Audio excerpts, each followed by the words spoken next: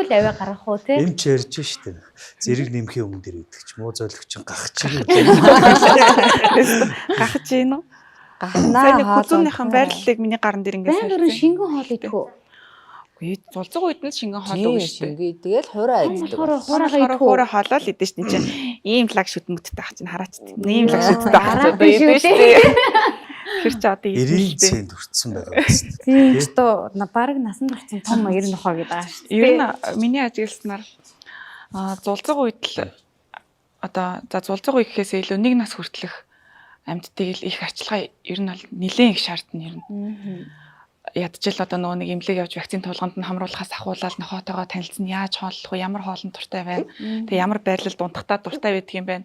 Манай гэр бүлд дунд орж ирэхдээ ингүүл дуртай байд, минийгүүл дургүй байд юм байна. Нохоотойгоо танилцах эхний жил бол хамгийн чухал. Тэгэл тэрнээс хойш 15 жил, 16 жил тэг хэдэн жил ч ийсэн мэдэхгүй.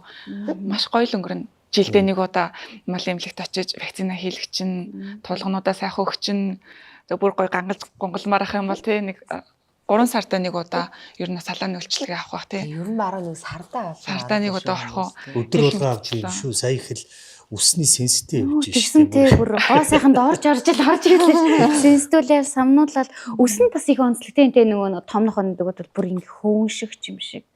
Одоо бишонуудын үс чинь ундаггүй гэж ярьдаг үстэй ер нь тий. Малтипо бас ундаггүй гэдэг үлдээ. Померол унжин да.